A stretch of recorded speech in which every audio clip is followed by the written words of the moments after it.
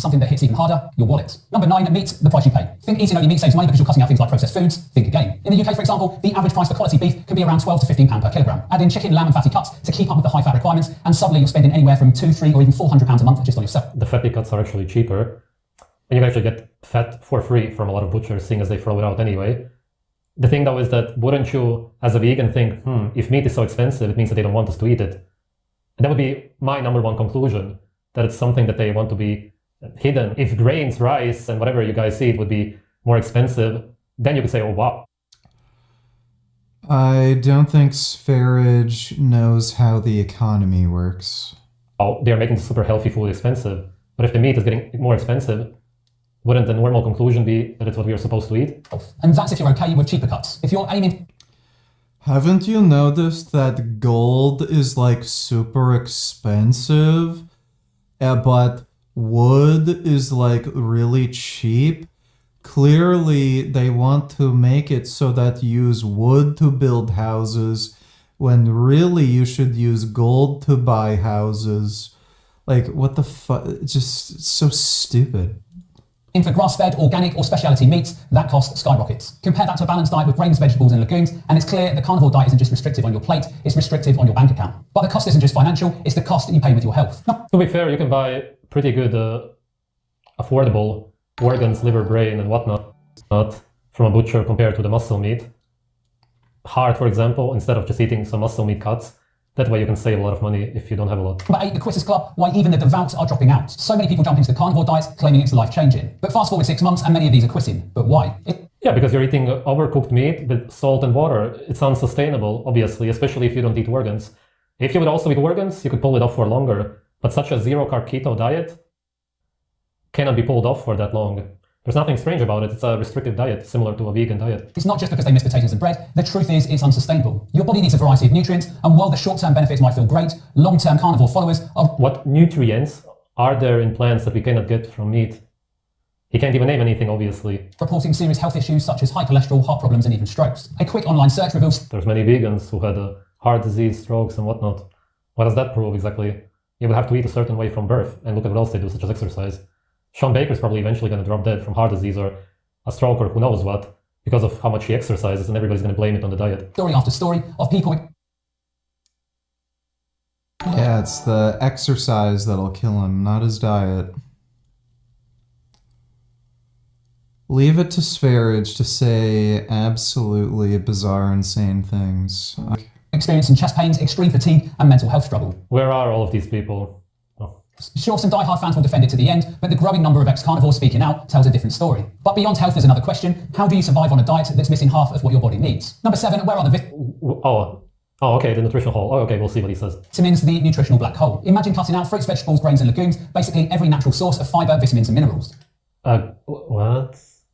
Seeds are not a natural source of anything, seeing as it's not natural food. You must know that the vegetables that you eat also don't exist in nature. You could only argue about the fruits, which have hardly any vitamins, essentially only vitamin C, but even the fruits are for the most part man-made. So why use the word natural? You're lying. By the way, the animals he eats have been selectively bred over thousands of years. But he doesn't seem to care about any of that. Lying completely here. Can a diet like that really keep you healthy? The short answer, no. Vitamin C deficiency, check. Fiber deficiency, double check. Fiber deficiency, oh my fucking god, man. This guy is just a comedian. Fiber deficiency, I've never heard of this before. How can you say that fiber is literally only the indigestible part of the plant? That's it. It's just nothing else. How can you be deficient in the indigestible part of a plant, such as cellulose? How could you be deficient in that? If you can be deficient in it, it would mean that we would naturally have cellulose inside of us, in our cells, which we would then need to get from plants, but we don't. We don't have fiber inside of us. And you can describe deficiency in a variety of ways. If you're consuming so little fiber that it's causing digestive issues or just health issues in general, fiber does protect against mortality, protects against diabetes, heart disease. So if you're eating a zero fiber diet, you could say that your diet is deficient in fiber since it clearly has a benefit.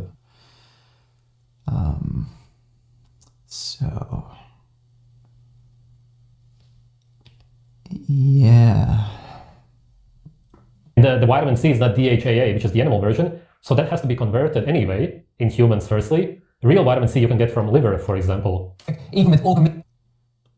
So, spherage is retarded. Okay. It's nearly impossible to meet all of your nutritional needs. Over time... Yeah, but which ones? You literally only named one vitamin, vitamin C, which is still found in organs, and it's the animal version, as I said, the real one, which we need.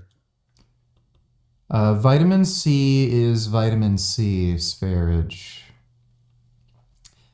It's called ascorbic acid. So I think he's confusing vitamin C with something else. So what do you mean? Didn't he say that you can't get half of what you need? Where is the half? You only named one vitamin, which is found in meat. It makes no sense. And this leads to fatigue, weak immunity, and digestive. By the way, I should also add that all of this, which he actually suffers from, that vitamin C is for the most part used to metabolize glucose, any kind of sugar that you consume. Therefore, you don't even need a lot of vitamin C if you're not eating a high carb diet anyway. I don't promote eating a zero carb diet, although I do believe that for the most part, most of the year we should be eating a low carb diet. Issues. People love to claim our ancestors thrived on meat, but guess what? Our ancestors also didn't live past 40. Modern science... Who didn't live past 40? Name anybody. Everybody, even 100 years ago, had way longer lifespans than we do now. No, they didn't. You can look up mortality statistics. So they lived shorter lives. Substantially shorter lives on average. There's no recorded case of a human ever living to 40. Like literally zero. He could have named anything. Tells us what we didn't know back then. You need more than just meat to thrive. And speaking of science, number 6, science strikes back. The data doesn't lie. At first, the carnivore diet seemed like it defied logic. People were losing weight, feeling energetic, and claiming it was the ultimate biohack. Yeah, because they were not spiking their insulin all the time, making them gain weight. Totally understandable. But as insulin does not trigger weight gain, and protein is insulinogenic. more research comes in, the cracks are showing. Studies now link high meat consumption to increased risk of heart disease, colon cancer, and kidney issues. Saturated fats and cholesterol, not your friends in the long run. The science... Link it. And he talks about science. Science has to be testable and repeatable. A link, a correlation, is anti-science. It can never be tested or... So Sfarage doesn't understand how research works. All nutritional research is correlative. It's true for cross-sectional surveys, prospective cohorts, randomized trials. They are all looking at correlations between an exposure and an outcome. The only difference is, depending on the study methodology, you have higher confidence that the correlation is causal. Or repeated, seeing as it's purely based on a belief. You have some population that eats a lot of meat or even only meat, and then you try to link it to something. It's not science. Number 5, social media burnout. The carnivore echo chamber collapses. Remember when your feed was flooded with influencers preaching the gospel of steak and liver? Where are they now? Many of the loudest voices have quietly pivoted or disappeared altogether. And why? Because the hype cycle is real. Social media thrives on trends, and once the novelty wears off... He does have a point, because diets are seen as trends nowadays for the most part. People hop on them, and then they later hop off. Okay, whatever.